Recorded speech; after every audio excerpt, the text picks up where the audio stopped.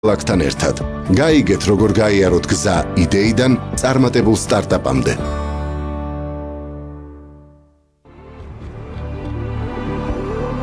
რადიო კომერსანტი და ინტერნეტის განვითარების ინიციატივა წარმოგიდგენთ ყოველკვირეულ საავტორო გადაცემას Cybertalks.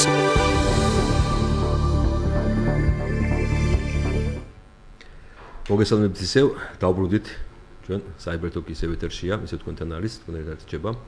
წინა პირველი ნაწილი ასე თქვათ, იყო საკმაოდ საინტერესო საუბარი. იყო დღეს თემა გვაქვს, ზოგადად ეს არის ქალები ინფორმაციულ ტექნოლოგიებში, კიბერუსაფრთხოებაში, ინფორმაციულ უსაფრთხოებაში, ზოგადად ინტერნეტში და ინტერნეტ ტექნოლოგიებში.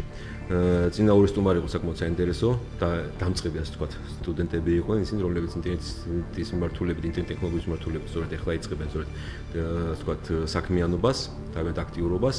და მეორე ნაწილი სტუმარი არის, ჩვენი სტუმარი არის, საკმაოდ ასე ვთქვათ, უკვე წლებია უკვე ამ სფეროში მუშაობს, ძირითადად კიბერუსაფრთხოებაში და ინფორმაციულ უსაფრთხოების მიმართულებით მუშაობს. ეს არის ალიონა სინიოვა, რომელმაც დაახლოებით 1-2 თვის ინფორმაციები ალიონა დააფუძნე არასამთავრობო ორგანიზაცია ქალები კიბერუსაფრთხოებაში და ინფორმაციულ უსაფრთხოებაში. და მინდოდა 1-2 წუთი როგორ თქვა თქვენი ორგანიზაციის შესახებ. რა მიზნებს ემსახურება თქვენი ორგანიზაცია, რამდენად დაინტერესება ამ ორგანიზაციას იგივე ქალებში და ქალების მიმართულებით და საინტერესო იქნება. დავუძიეთ. პირველ რიგში დიდი მადლობა მოწვევისთვის, მივესალმები ჩვენს ტელემაყურებლებს და ასევე რადიო მსმენელებს. ალბათ იმით დავიწყებ, რომ რატომ წარმოიშვა ეს იდეა, რომ შემექმნა ეს ორგანიზაცია. IT და ინფორმაციის უსაფრთხოების სფეროში უკვე 10 წელია ვარ დაახლოებით და ამ 10 წლის განმავლობაში პრინციპში რომ გავიარე ჩემი გზა, მივხვდი რომ არასდროს არ მყავდა გვერდით მენტორი ან ხელმძღვანელი ქალბატონი და ზოგადად ძალიან ცოტანი ვიყავით მაგ სფეროში და შესაბამისად მომივიდა იდეა შევქმნა ისეთი საზოგადოება, ისეთი community, რომელიც ხელს შეუწყობს ქალბატონების გაერთიანებას, კიბერუსაფრთხოების, ინფორმაციულ უსაფრთხოების სფეროებიდან, მათ კარიერული ზრდის ხელშეწყობას, მათ პოტენციალის დასს და გააღვივებს ენთუზიაზმს და ინტერესს მაგ სფეროების მიმართ.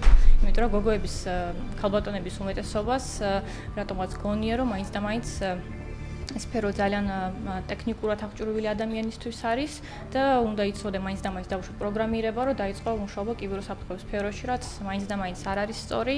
პროგრამირების ცოდნა ძალიან მნიშვნელოვანი კომპონენტია, იმიტომ რომ ძალიან ბევრი უსაფრთხოების პროცესები. ჩაგეძიებთ მაშინ, ჩაგეკითხებთ, ანუ ეს ფაქტობრივად დამოპყრობლებელია ფაქტობრივად ქალბატონებისაც, რომ თქვა, ანუ რაღაცა სირთულეებს არ უფრო დაառქვი, მაგრამ ტექნიკური მიმართულებით რატოც ერიდებია, ხო, რაღაცა გადალახვას და რაღაცას და. ხო, ეს არის ხო, ცნობიერების დონე ამ სფეროს მიმართ, იმიტომ რომ ძალიან ბევრი ინფორმაცია ვრცელდება იმაზე, რომ ასე რაღაც ტექნიკური ცოდნა არის საჭირო, თუმცა უდაოდ ესეა, როგორც მოგახსენეთ, პროგრამირების ცოდნა მნიშვნელოვანია, იმიტომ რომ ბევრი პროცესის ავტომატიზაცია ხდება დაუშვათ სკრიპტების დონეზე, საჭირო კოდის ანალიზი და ასე შემდეგ, თუმცა ამის გარდა ბევრი სხვა მიმართულების ცოდნა არის საჭირო, როგორც არის ქსელები, ოპერაციული სისტემები და ასე შემდეგ.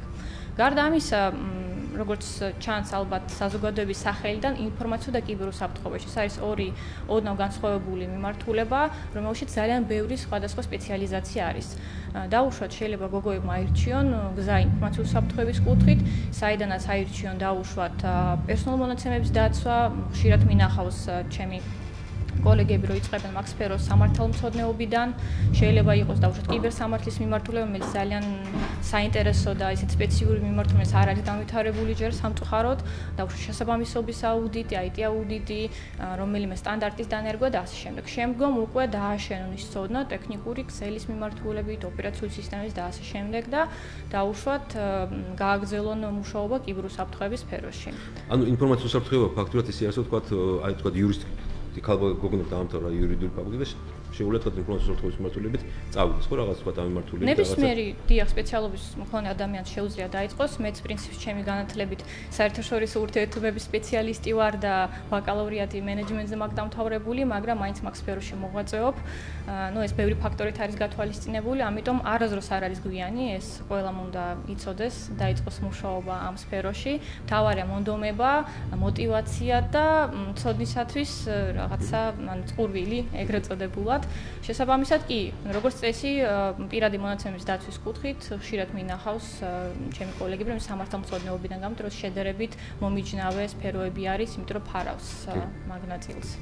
ხოდა თქვათ თქვენ უკვე რაღაც გამოგიდოთ, თქვათ რჩევების სახით აძლევთ უკვე რაღაც უკვე ისე გამოიკვეთა რომ რაღაც რჩევებს აძლევთ უკვე გავუზდა.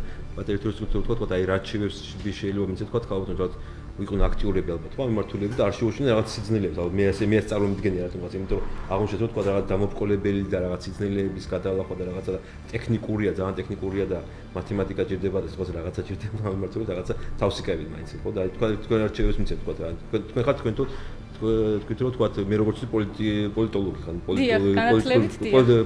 პოლიტიკურ მეცნიერებად თქვათ ამართულებით ხართ. დიახ, ну პირველი ბუნებრივად ვურჩევდი რომ იყვნენ მოტივირებულები, აერჩიონ ის სფერო რომელიც მაგათ აინტერესებთ, არა იმიტომ რომ ის არის ტრენდული ან მაღალანაზღაურებადი ან ასე შემდეგ, აერჩიონ ის მიმართულება რომელიც აინტერესებთ, დაიწყონ დაუშვათ სადმე ან სტაჟირებით, ან მუშაობით, სადონ მე თუ დაუშვათ ეს სფერო არ მოიწონებათ და მოუნდებათ უფრო სხვა განხრა შეცვალონ სპეციალობა, რაც არ არის ცუდი, პირიქით მრავალდისციპლინარული ცოდნა უფრო კომპლექსურ ხდის, ხო, გადაწყვეტილების მიღების პროცესს.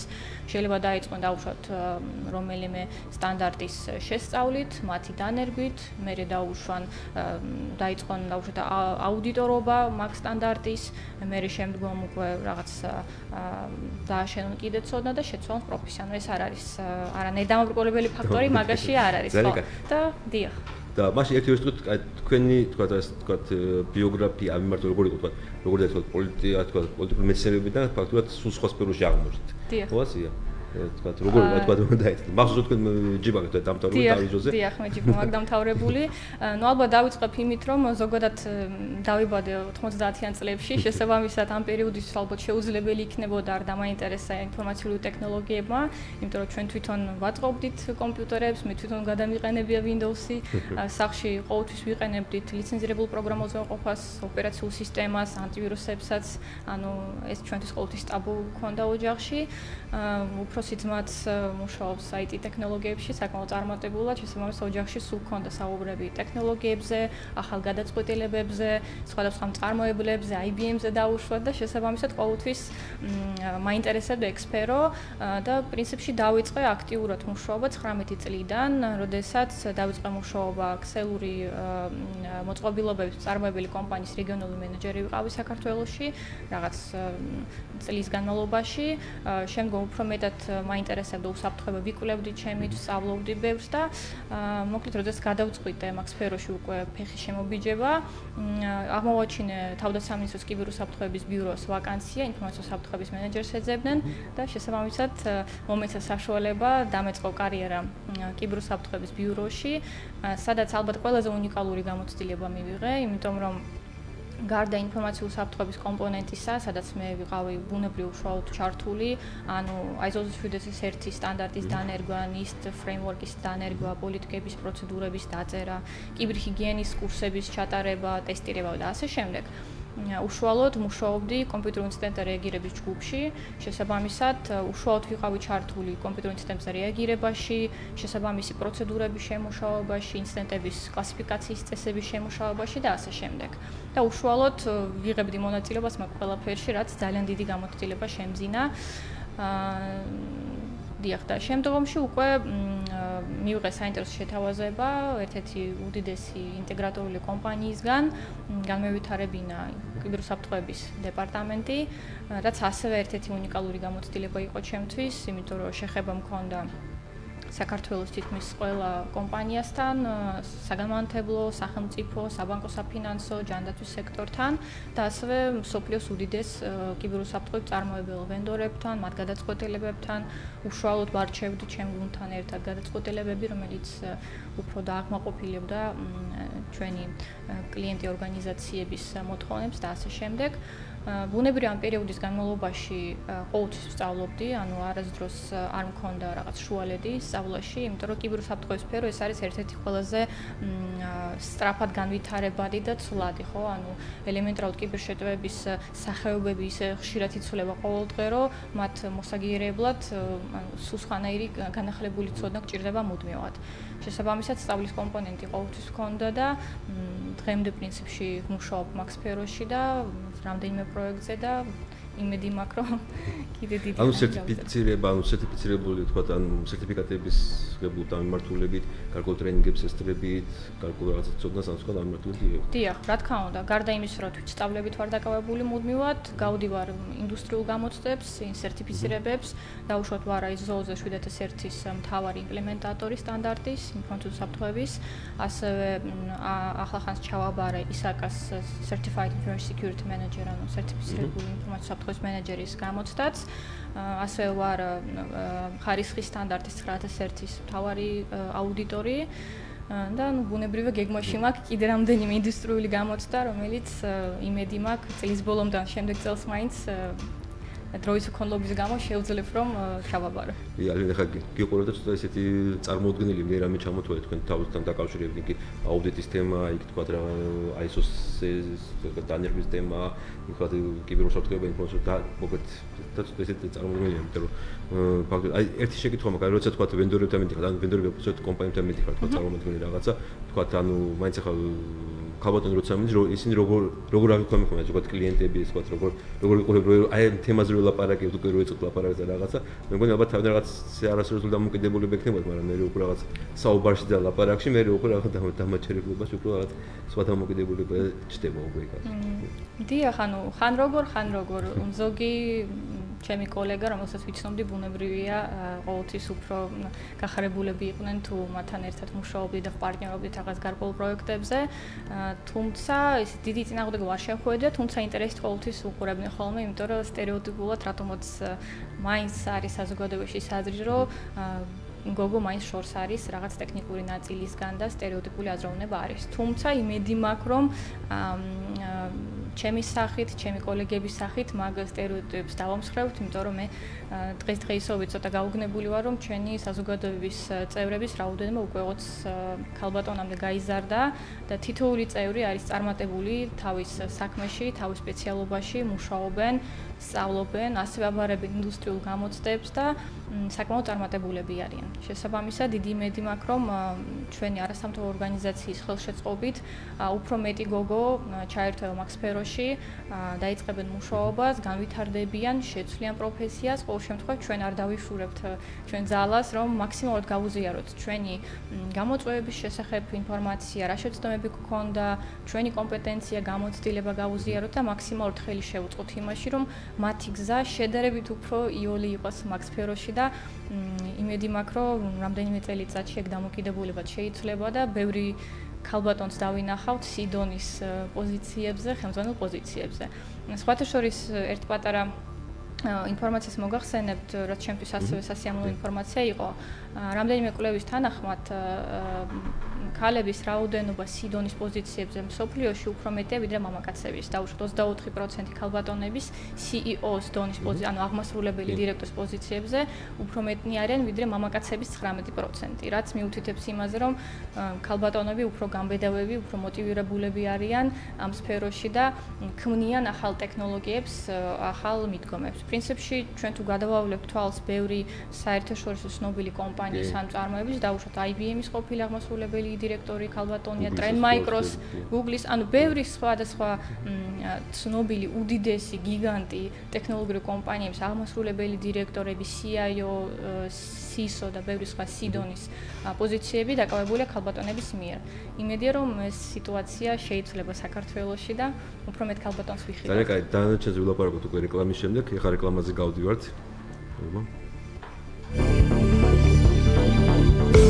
რეკლამა რადიო კომერსანტზე.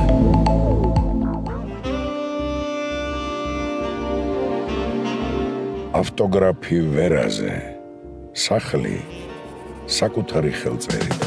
ფასიანი და უფასო ჯოკერი მხოლოდ ლიდერბეტზე. ჩაერთე ყველასთვის საყვარელ თამაშებში. ჯოკერი, იაპონური ჯოკერი, სპინ ჯოკერი და მიიღებ სონის 1000 მაგი ოდენობის მოგების შესაძლებლობა. დარჩი სახლში და გაერთე ლიდერბეტზე. რეკლამა რადიო კომერსანტზე.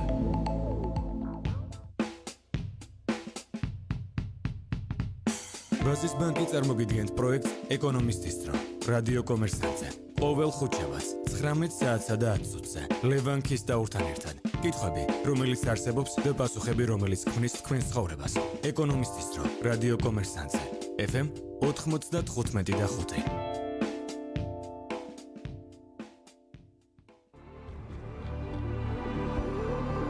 რადიო კომერსანტი და ინტერნეტის განვითარების ინიციატივა წარმოგიდგენთ ყოველკვირეულ საავტორო გადაცემას Cybertalks.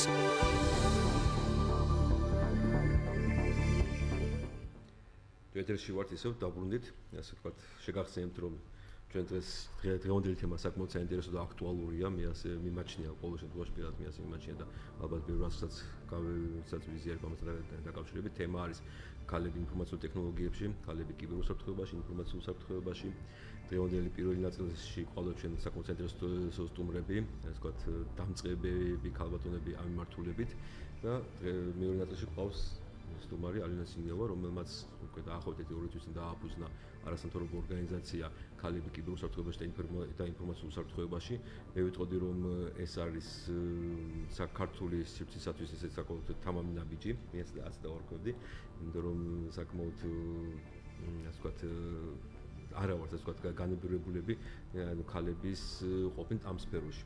ასე არის, ხო? აი ალიონა მახსენდა რომ დაახლოებით 20-მდე არის უკვე თქვენი წევრი, ხო? ჯერჯერობით. არა, რა თქმა უნდა, გაიზარდოს. აი ეს წევრები, აი 20-მდე წევრი ვინც არის ფაქტობრივად თქვენთან ორგანიზაციაში, ეს რა პროფესიის ხალხი არიან, თქვა, სხვა პროფესიის ხალხია თუ თქვა უშუალოდ ტექნოლოგიებთან, თქვა, ასოცირებული ხალხი არის თუ რა მუშაობს, მუშაობენ, ასაკეთებენ, რა საქმიან უკვე დაახლოებით ეგრე თქვა. დიახ, ჯერჯერობით ჩვენი საზოგადოების ყველა წევრი რეალურად აქტიურად მუშაობენ თავიანთ სფეროებში, ეს არის პერსონალური ცნებების დაცვა, ეს არის ინფორმაციული უსაფრთხოება და კიბერუსაფრთხოება, ანუ ყველა აქტიურად მუშაობენ მაგ სფეროებით და რამდენიმე ყავს დამწყები, სტუდენტი, რომლებიც სწავლობენ ახლა მაგ სფეროებს და მუშაობენ ასევე პრინციპში მაგ მიმართულებით, თუმცა VIX-ი, ესე შევამოკლებ აბრევიატურას, ხო, ამ NGO-ს-ი არის ღია თანამშრომლობის პლატფორმა, ან ჩვენ ღია ვართ ყველა მსურველისათვის, ნებისმიერ ადამიანს, ქალბატონს, ვისაც აქვს სურვილი, გაწევრიანდეს, გაიგოს უფრო მეტი მაგ სფეროების შესახებ, აირჩიოს სფერო, მიიღოს შესაბამისი რეკომენდაცია, რჩევა, ასევე გამოცდილება, შეუძლია გაწევრიანდეს, ჩვენ გვაქვს ცალკე Facebook ჯგუფი, დიახ, VIX-ი, ან შესაბამისად თუ ვინმეს აქვს სურვილი, შეგიძლია თავისუფლად გაწევრიანდეთ, ჩვენ აუცილებლად გაგიწევთ ნებისმიერ რეკომენდაციას. ასევე ბევრი სხვა გეგმა გვაქვს პრინციპში. პირველი გვინდა აი გეგმებზე ვისაუბროთ ფაქტურად.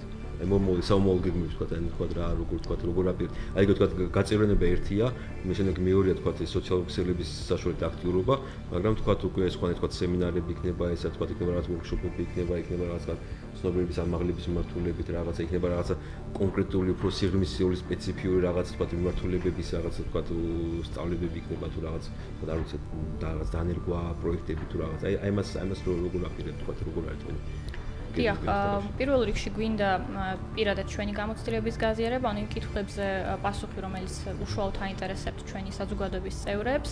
ეს შეიძლება იყოს რაღაც პირადი სენსიტიური, და უშუალოდ როგორ დაიწყონ მუშაობა, ან რა გამოწვევებია და ასე შემდეგ. ასევე ვაპირებთ ბუნებრივ პრინციპში უკვე დავიწყეთ თანამშრომლობა ლოკალურ და საერთაშორისო ექსპერტებთან, პარტნიორებთან, რომლებიც ჩაატარებენ სხვადასხვა თემაზე, სხვადასხვა ვებინარებს, სემინარებს ჩვენი საზოგადოების წევრებისთვის. თემები იქნება ძალიან დივერსიფიცირებული, მის გამო რომ თვითონ საზოგადოების დივერსიფიცირება ძალიან ბევრი შიგნით განშტოებები და სპეციალობებია ინფორმაციულ და კიბერუსაფრთხოებაში. ეს იქნება პერსონალური ცნების დაცვა, იგივე ინფორმაციული კიბერუსაფრთხოება, ტექნიკური საკითხებიც, ქსელი, DevOps-ი, პროგრამირება, პენტესტი, აუდიტი და ასე შემდეგ. ანუ უფრო ფართო ორიენტირება თქვა ქსელების არქიტექტურას თქვა და ასე. დიახ, იმიტომ რომ ქსელის ცოდნაც ბუნებრივად მნიშვნელოვანია, სხვა შემთხვევაში კიბერუსაფრთხოებაში ფიზიკურად ვერ იმუშავებ, ქსელის უსაფრთხოებაც არის ერთ-ერთი ისეთი განშტოება. ასევე ვაპირებთ სხვადასხვა პარტნიორ ორგანიზაციებთან თანამშრომლობა ტრენინგებზე, შეიძლება ეს იყოს დასაწყისისთვის რაღაც ფასდაკლება კონკრეტულ ტრენინგზე, შეიძლება უფასოდ. ასევე გვინდა გავუზიაროთ ჩვენ წევრებს წარმატებების ისტორიები, ჩვენი დაუშვათ საერთაშორისო პარტნიორების, ქალბატონების, ასევე გვაქვს მოლაპარაკება რამდენიმე ვენდორებთან, ტექნოლოგიურ კომპანიებთან, აღმასრულებელ დირექტორ ქალბატონებთან, რომელიც გააზიარებენ ამ გამოცდილებას, გაგვიზიარებენ თავიანთ мотивაციას, ამბიციას, რომ ჩვენს ვისწავლოთ მათ შეცდომებზე და მივიღოთ შესაბამისი გადაწყვეტილებები. დიახ და ასევე გვინდა ჩავატაროთ კვლევები, რომელიც ეხება სწორედ აი ამ გენდერულ თემას, დაუშვათ ქალებს და მამაკაცებს შორის მათი სპეციალობაში, ანუ რა გზა გაიარეს თითოეულმა, რო გახდნენ დაუშვათ ისა და ის სპეციალისტი, რამდენი წელი დასჭირდება ქალბატონს ან მამაკაცს, რომ გახდეს ესე თუ სპეციალისტი, რა არის მათი სახელმწიფო რეინჯი, დაუშვათ რამდენი ყავს ხო სიდონის სპეციალისტი ქალბატონი, რამდენი მამაკაცი კი ბუნებრივი ჯერჯერობის რაოდენობა ცოტა არის, მაგრამ ვფიქრობ, რომ ეს კვლევები ყოველწლიურ ხასიათს ეს სახელმწიფო რეინჯი ხო არა განსხვავებით მამაკაცებს უფრო მეც ხო ხდენ სხვა რაღაცა. ეგეთი რაღაცა სხვა სპეციალობებში არის ზოგადად რაღაც სხვა თვითონ არის თქვა ქალბატონს ფუნაქებს ხდენ სხვაზე რაღაცა ეს კერძო სექტორში რა თქმა უნდა სექტორზე არის. დიახ, საქართველოში სამწუხაროდ მსგავსი კვლევები ჯერ არ არის გაკეთებული, სწორედ ამიტომაც ჩვენ გვინდა მაგაში ჩვენი წვლილი მიუძღვნოთ, თუმცა საერთაშორისო კვლევების თანახმად როგორც წესი ეს განსხვავება არის, დაახლოებით თუ არ ვცდები 15-20% შეადგენს სახელმწიფო რეინჯის განსხვავება ქალბატონებს სამწუხაროდ და მამაკაცებს შორის, მიუხედავად იმისა, რომ ასევე იგივე საერთაშორისო სანდო კვლევების თანახმად აკადემიური განათლება ქალბატონებს უფრო მეტი აქვთ. იგივე დონის სპეციალობებს შორის, როგორც მამაკაცები, ან დაუშვათ მაგისტრის ხარისხი, ან ინდუსტრიული გამოცდების ქონა, სერტიფიცირების უფრო სწორად, უფრო მეტია ქალბატონებში ვიდრე მამაკაცებში, მაგრამ ამის მიუხედავად, სამწუხაროდ ხო სახელმწიფო რეინჯი არ არის იგივე, როგორც მამაკაცებში. ჩვენ გვინდა მსგავსი კვლევა ჩავატაროთ, რომ ეს ინფორმაცია გქონდეს, ხედვა გქონდეს, სად გვაქვს პრობლემა და ამიტომაც გვინდა ასევე მივმართო ასევე ჩვენს კომპანიებს საქართველოში, რომ დაგვეხმარონ, მხარი დაგვიჭირონ, ვისაც აინტერესებს ეს საკითხი, გამოიკვლიონ, იმიტომ რომ ძალიან ბევრი ამბიცია გვაქვს, ძალიან ბევრი პროექტი გვაქვს და გვინდა ამ სფეროს განვითარება, მით უმეტეს წინა თქვენმა სტუმრებმა ახსენეს სწორედ, რომ IT ტექნოლოგიებში ძალიან დიდი გეფი, ან ძალიან დიდი ადგილი IT ტექნოლოგიებში, იგივე დაუშვათ Cisco-s კვლევის თანახმად დაახლოებით 1 მილიონი თავისუფალი ადგილი არის ინფორმაციული და კიბერუსაფრთხოების სფეროში. ანუ ფიზიკურად არ არის ამდენი სპეციალისტი, რომელიც შეავსებს ამ თავისუფალ ადგილებს. იგივე თემა არის ზუსტად საქართველოში, გამეთანხმებით JobsJiz-ზე რო შეხვიდეთ, ან ესე რო გამოიკითხოთ, თითქმის ყველა ბანკი, თითქმის ყველა ორგანიზაცია ეძებს ან არც ერთ და არც ორ სპეციალისტს, იმიტომ რომ დიდია ხო კომპანია და ერთი სპეციალისტი ვერ გამოკვალდება იმ საფრთხეებს, რომელიც არის, შესაბამისად ეძებენ რამდენიმეს და ფიზიკურად ვერ პოულობენ, იმიტომ რომ ბუნებრივია, რადგან მოთხოვნა დიდია, სახელმწიფო რეინჯიც იზრდება და სპეციალისტები ფიზიკურად არ არიან. იქიდან გამომდინარე, რომ ჩვენ გავძრდით და შევეცდებით, რომ გავზარდოთ ჩვენი წევრები, შესაბამისად ეგეც ეგრეთ წოდებული ადამიანური რესურსების წყარო იქნება, რომ დაიწყონ მუშაობა. ფაქტობრივად ამ მიმართულებით ფაქტობრივად ქალების უფლებების დამცველიც გამოდიხართ. ხო, რაღაც დონეზე. შეიძლება ითქვას, დიახ, იმიტომ რომ მეც რო ვიწყებდი მაგ სფეროს, პრინციპში რო გავიაზრე, მივხვდი, რომ ძალიან ბევრი გამოწვევა მქონდა, ძალიან ბევრი პრობლემა მქონდა, ბევრი რაღაც მიჭირდა, არ ვიცოდი ვისთვის უნდა დაუშვათ მეკითხა, ან რა წამეკითხა, ბუნებრივია ჩემი კოლეგები ყოველთვის მეხმარებოდნენ, მაგრამ აი ეს რაღაც საზოგადოება ან რაღაც წევრობა არ მქონდა, სადაც თავისუფლად დავსვავდი კითხვას, მივიღებდი რჩევებს, მხარდაჭერას ელემენტარულად ხო და რომ გამეგრძელებინა ამ სფეროში მოღვაწეობა. იმ მხარდაჭერა აუცილებელია, როცა თქვათ, რომ თქვენ ახსენეთ, თავდაცვის სამინისტროს კიბერუსაფრთხოების ბიუროში მუშაობდით, იქიდან შემდეგ კერძო სექტორში გადახვედით, ერთ დიდ ინტეგრატორ კომპანიაში. შემდეგ ის კომპანიას დატოვეთ და ფაქტიურად აღმოჩნდით იმის წინაშე, თქვათ, თქვენზე იყო ბევრი რაღაცა დამოკიდებული, გაგენვითარებათ თქვენი ორგანიზაცია და თქვენი მიზნები უშუალოდ, ანუ მიზნები და თქვათ რაღაცა იდეები და პიროქონ ინიციატივები, თქვათ, ფაქტობრივად ეს გაგენვითარებათ საკმაოდ ამბიციური ის არის და როგორც ხედავ საკმაოდ ამბიციოზ, თქვათ, გეგმებიც აქვს და მივესალმები ამას. წინასწრებაც ახსენეს საკმაოდ ამბიციური ისინი იყო, განაცხადები იყო, ან თქვათ, აი იგივე, თქვათ, შავი ზღვის აუზის ქვეყნების ინტერნეტ რაღაც თანამშრომლობის რაღაც კონდიციების ჩატარება უნდა და საკმაოდ მისასალმებელია, მიუხედავად იმისა, თქვათ, პედაგოგები არიან, სტუდენტები, მეოთხეურსელები არიან, ხო? თქვენ უფრო გამოცდილი ხართ, გაცილებით გამოცდილი ხართ და ამაში გაცილებით ბევრი წლებია მუშაობთ ამ მიმართულებით და ფაქტობრივად ესეთი ამბიციური გეგმები გაქვთ და ძალიან კარგია მისასალმებელია ეს ყველაფერი. ისიც ახსენებშნავია ეს ფაქტი, რომ თქვათ აი ახსენეს რომ 1.800.000-მდე იქნება რაღაც წლების განმავლობაში რაღაც პროფესიული დეფიციტი იქნება და ნაკლებობა. ეხლა ეს კაია თქვათ ქალბატონები წამოეხმარებიან მამაკაცებს თქვათ რაღაც დონეზე მიმართულებითაც. ერთი შეკითხვა მაქვს კიდე. თქვენ ახსენეთ უცხოეთში თქვათ აი Google-ის ამ ისე თქვათ ქალბატონები, CEO და top management-ში ქალბატონები ასე ამ სფეროში სწორედ ამიტომ ჭარბობი ხო პროცენტულად რაღაც მამაკაცების თემად. საქართველოს როგორ არის თქვათ ამართულები, როგორ ავარ თუ არიან ქალბატონები, რომლებიც თქვათ რაღაც თქვათ მენეჯერ პოზიციებზე არიან სწორედ აი ამ სფეროში. დიახ, ბუნებრივი არიან, უბრალოდ ძალიან ცოტანი არიან და როგორც წესი, ჯერჯერობით რაც მე ჩემი პირადი დაკვირვებით და ეს არ არის სტატისტიკური კვლევა, ან ოფიციალური მონაცემი, უფრო IT სფეროში არიან, ვიდრე ინფორმაციულ და კიბერუსაფრთხოებაში. ან სულ რამდენიმე ჩვენ წევრს და ქალბატონს ვიცნობ, რომელიც რეალურად უფროსის ან ხელმძღვანელის პოზიციებზე არიან, როგორც წესი, ეს არის უფრო IT-ში. შესაბამისად, ამიტომაც ამ საზოგადოების ერთ-ერთი მიზანი არის, რომ ხელი შეუწყო გოგოებს უფრო ამბიციურები იყვნენ, უფრო მოტივირებულები, უფრო მიიღონ ის, რაც ეკუთვნით ეგრეთ წოდებულად და არ შეეშინდეთ გამოწვევების, იმიტომ რომ არ აქვს მნიშვნელობა ვინ ზის და უშუალოდ სიდონის ან პოზიციაზე, მთავარია გადაწყვეტილების მიღება ცოდნა და კომპეტენცია. ცოდნას და კომპეტენციას გენდერი არ აქვს, ეგრე შეიძლება ვთქვათ. ალენა, დიდი მადლობა. ჩვენი სტუმარი იყო შეგახსენებთ ალენა სინიოვა, არასამთავრობო ორგანიზაცია ქალები კიბერუსაფრთხოებაში და ინფორმაციულ უსაფრთხოებაში და დამფუძნებელი და დირექტორი, აღმოსავლური დირექტორი ასე ვთქვათ, CEO. ჩვენი შემდეგი ჩვენი თემა დღეს იყო ქალები ინფორმაციულ ტექნოლოგიებში, კიბერუსაფრთხოებაში და ინფორმაციულ უსაფრთხოებაში. ჩვენი შემდეგი გადაცემა ასევე შეგახსენებთ, რომ შედგება მომავალ შაბათს, უკვე 15 ივნისს, იმავე დროს FM 95 და 5-ზე. იქნება შემდეგი თემის მას აქვე დავაანონსებ, მაგრამ ეს იქნება რა საფრთხეები არსებობს კიბერსივრცეში, მათი წარმოშობის წყაროები, ანუ საიდან მოდის ეს საფრთხეები და თქვათ და სპეციალისტი ჩვენი მოწვეული სტუმარი ასევე მოგცემს რაღაც გარკვეულ რეკომენდაციებს, როგორ დავიცვათ ჩვენ თავი ამ საფრთხეებისაგან. დიდი მადლობა ყურადღებისათვის, დიდი მადლობა მინდა უთხრა სტუმარს ასევე პროგრამებისათვის და წარმატებები და უსურვო. კარგი გრძელდება, მადლობა.